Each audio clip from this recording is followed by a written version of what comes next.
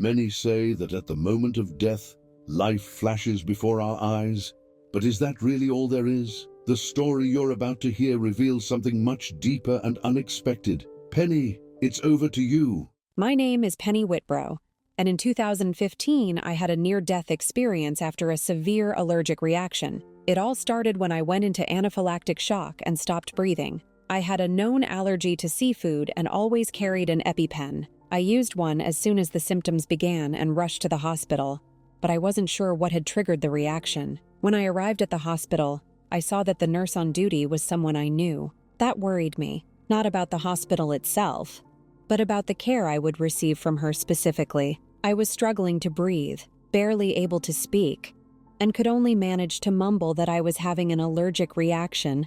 Placing the empty EpiPen on the counter for her to see, her response shocked me. "If you already used that, why did you come here?" At that moment, I thought, great, I'm going to die here because she doesn't understand the basics of anaphylaxis. She took me inside but said there were no available beds and placed me in a wheelchair. Instead of leaving me near the doctors, she pushed me into an empty hallway near the restroom and the doctor's sleeping quarters, somewhere no one could see me. Meanwhile, my breathing was worsening rapidly. I knew my time was running out. Thankfully, EpiPens come in packs of 2, so I administered the second dose right then and there. That gave me maybe another 15 minutes.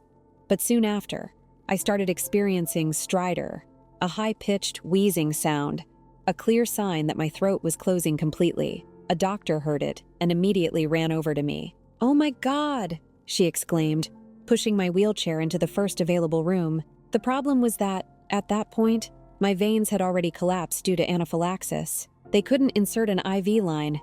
It was a terrible situation. I quickly realized they were taking me to the trauma room, and I knew what that meant. Nurses were desperately trying to find a vein while injecting me with Benadryl, steroids, and more epinephrine. My husband arrived and saw the state I was in, sitting on the bed, looking up, with tears streaming down my face because I couldn't breathe. He begged the doctor to do something, but I heard the doctor say, "We have time." That was the last thing I heard before everything started fading, like I was in a tunnel. The voices sounded farther and farther away, and then I stopped breathing. I collapsed to the side. They called a code blue. At that moment, I was outside my body, watching everything from above. I looked at the woman on the bed and didn't recognize her. I thought, wow, she's in terrible shape. I hope she'll be okay. I watched as the doctors rushed to save me and saw my husband being pushed out of the room. After that, everything went dark. They put me in a medically induced coma and airlifted me to Lexington. They drilled into my shin bone with a device to administer medication directly into the bone marrow. Something that, as a nurse, I should have known was possible, but it still surprised me. I was in a coma, intubated, for 5 days before I could breathe on my own again. But during that time, something strange happened. The first thing I remember was being in my sister's car. She lived in Wisconsin and was driving to Kentucky to see me. It was raining heavily, late at night. I thought, what is she doing on the road in this horrible weather? Did something happen to the kids? She pulled into a gas station, parked under the canopy, and reached into her purse for her phone.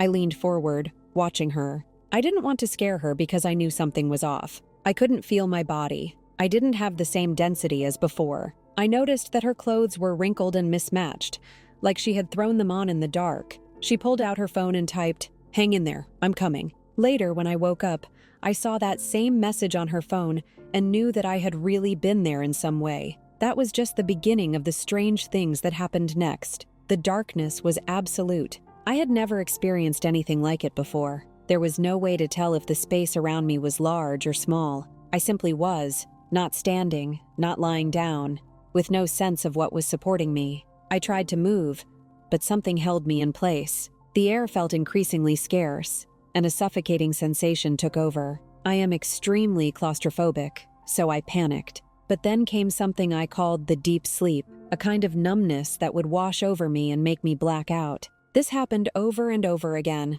If I had to describe the time I spent there, I'd say it felt like 10 years. In every moment of consciousness, I asked myself, what is this place? Did I die? Did I ever really exist? After so long, I began to doubt my own reality. I wondered if I had been thrown into this space as punishment for something terrible, and that my previous life had just been an illusion to keep me sane. What if I never existed? Why isn't anyone looking for me? These questions consumed my mind. Then, in one of those moments of awareness, something inside me suggested that I lean forward, but it wasn't a physical movement.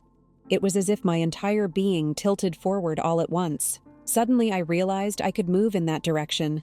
It was an incredible sensation. I looked to my left and saw a distant glow. Without hesitation, I decided to go toward it. As soon as I directed my body toward the light, I started flying at an incredible speed. The darkness was still overwhelming, and I thought, I hope this space is clear, or I'm going to crash into something. When I finally reached the illuminated area, I realized there was a barrier between me and the other side. Curious, I brought my face closer, as if trying to see through glass. At first, everything was distorted, but I kept staring intently. Slowly, the image became clearer, until I could finally see. It was me, lying in a hospital bed. My daughter was standing beside me, a little behind, near the ventilator. I looked at her clothes, and instinctively knew it was summer. However, she was wearing a flannel shirt, which made me laugh internally. Why is she wearing that in the summer? She's always been funny like that. I would say I was about 30 feet away. I could see the fabric of my daughter's shirt and knew exactly how it would feel to the touch. That seemed strange to me. The most astonishing part was that I could tell what she was thinking. That had never happened before. She's a very private person. I started observing the surroundings.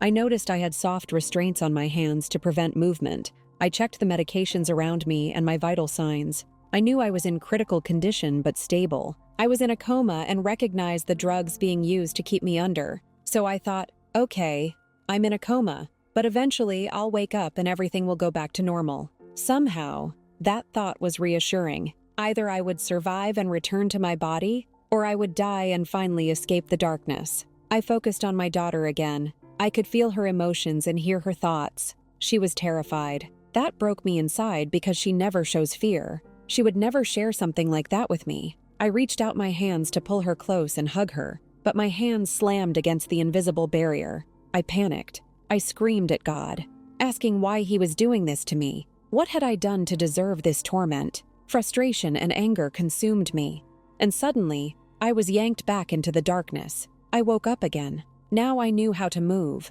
I tried once more. I went back to the left, reached the light, and found the barrier. This time it didn't feel solid but more like a bubble. I touched it, and my hand passed through. This is incredible, I thought. I placed my other hand inside and realized I could go through completely. So I pushed forward and found myself hovering over my own body, looking down at the hospital bed. I had done it. But now what? Would lying on my body be enough to pull me back in? There were no instructions, nothing to tell me what to do. I looked at myself and thought, I need to wake her up. If I could do that, maybe I would be pulled back automatically. I focused all my energy on opening the eyes of the person in the bed. I tried with everything I had, mentally commanding, "Open your eyes." Nothing happened. The frustration returned. I took a deep breath. I needed to stay calm so I wouldn't get pulled back into the darkness. I decided to focus on something smaller. Just move a finger, I thought.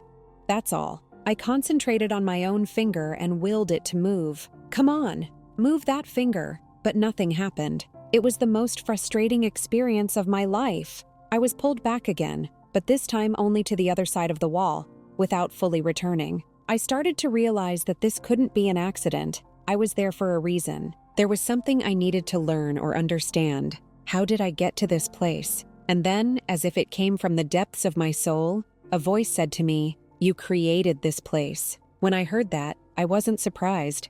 I just accepted it. It was true. After my divorce, I completely shut myself off. The pain of abandonment, especially when it came to my children, devastated me. I decided I would never enter another relationship. At work, I interacted with colleagues, but outside of that, I didn't socialize. My isolation became deeper and deeper. I had always struggled with social anxiety, and any interaction, even answering a phone call, became stressful. I had built a wall around myself to protect myself from pain, but in doing so, I had also cut myself off from life. The things we build here are reflected in the spiritual realm, whether good or bad, and I found myself trapped in the physical manifestation of that isolation, a prison of my own making. one I thought was keeping me safe, but in reality, I had simply stopped living. Then, a crack appeared. I always say that I grew up near Lake Erie in Michigan, and in the spring, my dad would take us to hear the ice breaking. The sound was haunting. It started near the shore and echoed outward.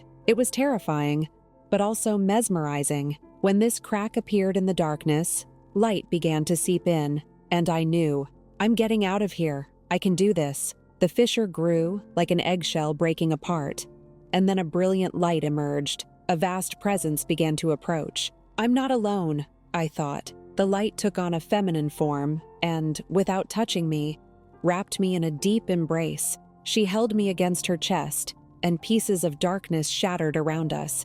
She had a spiraling energy, like a vortex, and as the dark fragments hit her, they were flung away and simply disappeared. With each passing moment, everything became clearer, brighter. The shadows dissolved, and I cried uncontrollably. I was being set free. I was completely overwhelmed with emotion as I realized I wasn't alone. At first, I didn't recognize the presence before me, and my heart raced. But then, in my mind, I heard her voice gently say, "Calm yourself, my dear." It was as if her words spread through my body like an anesthetic.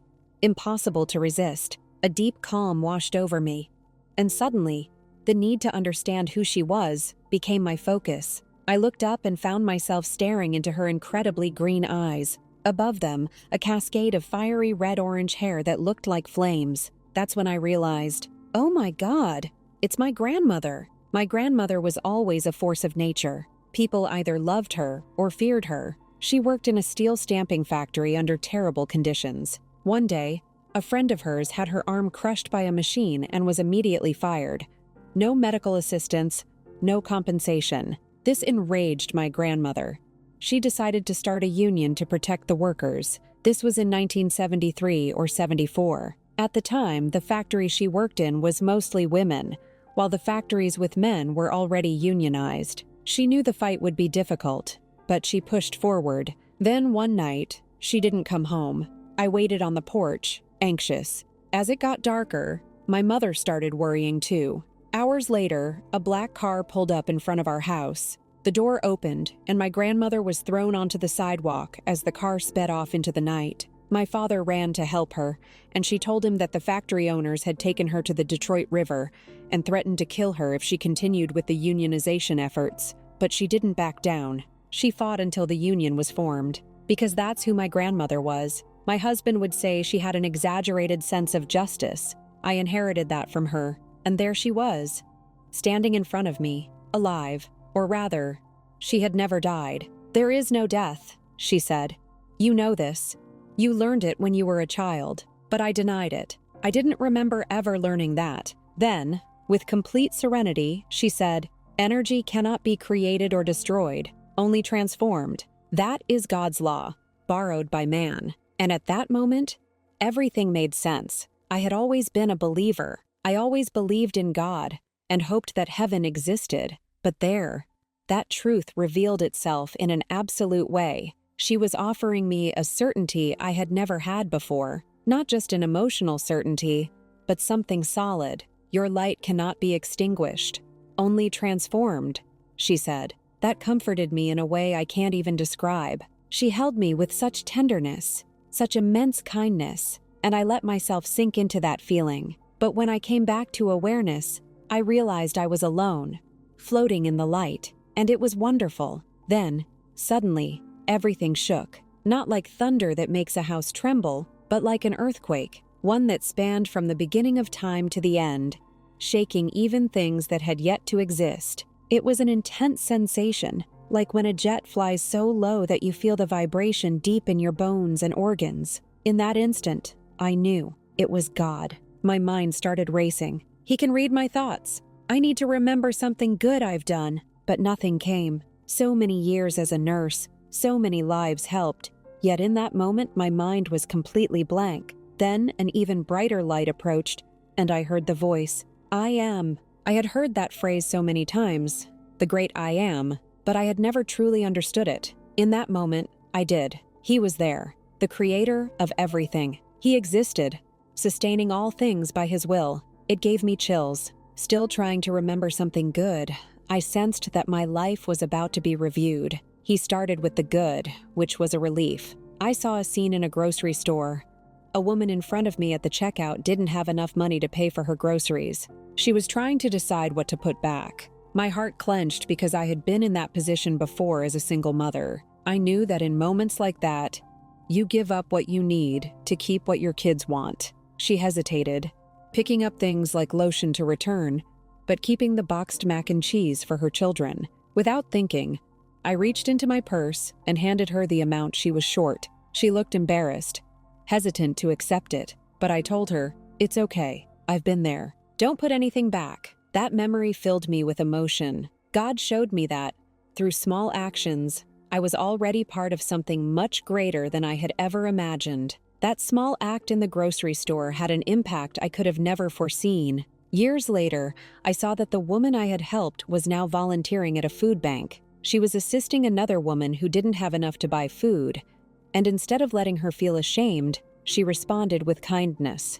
"It's okay, I've been there," she said, helping to bag the other woman's groceries. I was stunned. That day in the store, I had only wanted to do something good. I never thought my gesture would inspire someone in such a way. I had done so many bigger things in my life, yet God showed me this moment. He wanted to teach me that purpose isn't found in grand gestures, but in what we choose to do right where we are. Then, he showed me my mistakes. I saw a coworker, a nurse that everyone avoided. Patients didn't want her assigned to them, and our colleagues didn't like working with her. She seemed indifferent, negligent. I had never said anything bad about her, never gossiped, but in my heart, I had judged her. And then God showed me her story. I saw the abuse she had endured as a child, the pain she carried. It was a miracle that she hadn't become cruel herself, and yet, despite everything, she had chosen to care for others. She might not have been the best nurse, but considering her past,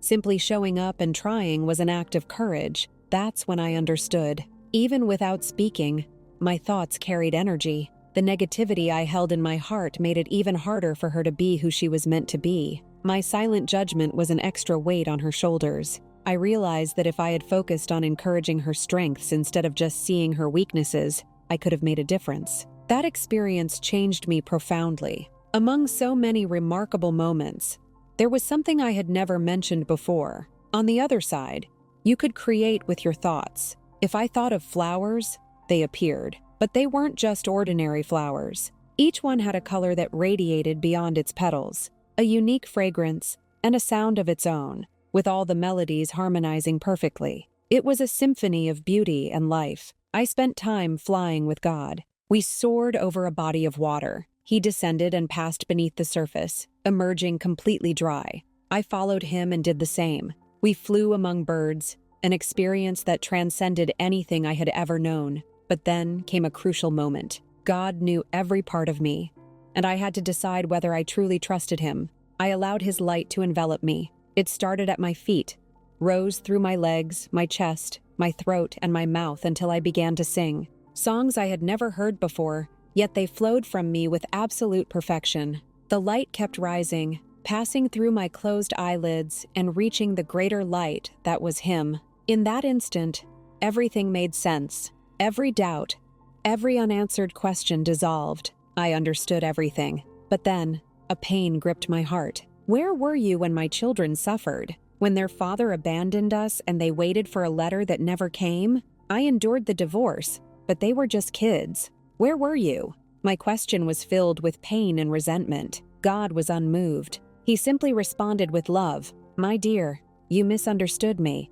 Let me show you." And then, he transported me to a future I had not yet lived. I was sitting in the bleachers beside my son, watching my eldest grandson play soccer. At the time of my near-death experience, he had only been 2 years old. But in this vision, he was already 5, running across the field. The answer was right there, in front of me. I remember looking at my grandson, seeing the sunlight shine on his skin and hair, and thinking, he is so alive. He ran across the field, and my son turned to me and said, "Mom, I'm going to be the father to him that I deserved." That hit me deep. He was breaking the cycle, shattering the chain of broken homes and absent fathers. And he was doing it through his own life, through my grandchildren. Even now, that memory brings me to tears. In that moment, I understood. If our generation had to carry this pain so that it could be transformed, then it was worth it. That made sense to me. I shared this experience with my son, and when my grandson turned 5, I really did find myself sitting at a soccer game, hearing my son repeat those exact words. It was God's confirmation. Sometimes, after such an intense experience, doubt can creep in over time, but that moment was like God saying, "Keep going. You're on the right path." When I realized this, I surrendered myself completely to Him, vulnerable and open. God took my hand, and we began traveling through the spirals of my DNA. As we moved forward, I could feel each strand sliding over my skin, an indescribable sensation. We traveled at an unfathomable speed until suddenly He stopped. It was as if we had hit an invisible wall. "Do you see me?" He asked. Without hesitation, I answered, "Yes, of course. You are in everything." "No," He said. "Look right here." He pointed to a specific spot in my DNA. When I truly looked, I saw it. It was in what we call junk DNA, the parts whose function we don't yet fully understand. But He was there, and at that moment, I understood. "My God, you are inside me." "Yes," He replied, "I am your Father, just as your biological father is your father. Whether you acknowledge it or not, we can test and prove that. In the same way, I am your Father, whether people accept it or not." In that instant, I knew that if we moved beyond that point, I would stay, and I wanted to stay. Because after all, our natural inclination is to follow what feels right, what brings love and peace. And there, I felt completely loved and accepted. I didn't need to do anything. I didn't need to accomplish great things or prove my worth. I had always felt that I needed to earn God's love, but in that place, I finally understood. He loved me simply because He created me. He designed me. He wanted me. And then I thought, how long did He think of me before I existed? I remembered how I had thought about my children before I had them. When I first found out I was pregnant, I imagined what they would look like, what their lives would be like, and I realized it must be the same for God. He forms us with purpose. He watches over us. He shapes us. Then I asked myself, how long did He think of me before He created me? He could have created anyone else, but He chose to make me. I had a purpose, but I had never fully understood it before. I looked back at my life and felt frustrated. You wasted it all, I thought. Yes, I was a nurse. Yes, I had raised incredible children. Yes, I had done good things. But still, I felt like I hadn't fulfilled my true purpose. If I left now, it would be like giving up, like betraying the journey I was meant to walk. I had built barriers around myself, keeping me from fully living as God's creation. So I made a decision. I wanted to go back. I didn't know if I could, but I was willing to try. I can go back and tear down these walls, I thought, and in that moment, I felt God pulling away. The distance between us began to grow, and tears filled my eyes. Wait, I pleaded. I need to remember this. If I forget, I will lose all hope. And then, I woke up. I was in the hospital. A nurse was sitting beside my bed. She smiled as she saw me open my eyes and said, "Oh, you're back." Still overwhelmed with emotion, I looked at her and said, "I was with God." She smiled patiently and replied, "That's wonderful, dear." But I insisted, "No, you don't understand. I was with God just a minute ago." She kept calming me and said she would call my family. My family entered the room, and with the same urgency, I tried to explain, I was with God just now. They nodded, reassured me, but exchanged worried glances with the nurse. She suggested they let me rest. Everyone left, and the nurse turned off the lights, closing the curtain to give me privacy. That's when it happened. God reappeared right there in the hospital room. The shock was so overwhelming that I screamed. He laughed. "Why did I scare you?" he asked. "I thought you had left," I replied. He smiled and said, "I never leave." I protested, "I know that, but you don't usually just appear like this out of nowhere." That was unexpected. He found my reaction amusing. It was in that moment that He gave me a purpose, to share this message with the world. He told me to speak about Him, about His creation, and about how each of us is made with a purpose. God wanted me to know, and to tell others, that we are never alone. After that, I continued facing health challenges for more than 2.5 years, but this experience had changed everything. I had 18 episodes of respiratory failure. We couldn't figure out what was happening or how to stop it. Every time we barely had enough time to get to the hospital before I had to be intubated. It got to the point where the doctors knew me so well that as soon as they saw me walk through the doors, they would automatically start preparing the crash cart. It was horrible. 17 more times, 16 after the first, I went through this. Then, on the 18th time, I left my body again. This time, I spoke to God. Enough. I don't want to go through this anymore. Either save me or let me go. But I can't keep doing this. It's destroying me, and it's destroying my family. I never know when it will happen again. It's terrifying. He answered, "It's not me, Penny. It's you." "What do you mean, it's me? You're God. So fix it," I protested. And he said, "You promised to come back and live, to tear down the wall, but you haven't done any of that. I keep putting people in your path for you to love, experiences for you to embrace, but you're not acting. You said you would live, so live, or die, but decide." He was blunt. He told me I needed to start saying yes. I thought that was ridiculous. Seriously? If I just start saying yes, I'll stop having these episodes where I stop breathing and end up in a coma. Intubated? He answered, yes. Reluctantly, I decided to try. When I returned, a friend, someone who always checked in on me, reached out again. He had been inviting me for a long time to speak at a support group event for the International Association of Near-Death Studies, but I had always refused. My social anxiety had always been overwhelming. This time, before I could stop myself, I said yes. He was shocked. "What?" I said.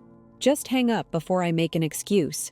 Do it now." Since that day, I have been saying yes. I have never had another episode of respiratory failure. Things started to calm down. We found some answers about my condition, but above all, I learned to tear down that wall, and it has been terrifying, but worth every step. Opening up to others has never been easy for me, but it is the only real way to live. What an incredible story. Testimonies like this make us reflect on life, faith, and what awaits us beyond this existence. In the Bible, in John chapter 14, verse 2, Jesus tells us, "In my Father's house are many mansions. If it were not so, I would have told you. I go to prepare a place for you." This reminds us that death is not the end, but a passage to something far greater. Thank you so much for sharing your experience with us. And to those of you who watched until the end, may God bless you abundantly. If this story touched your heart, share it with someone who needs to hear this message. See you in the next video.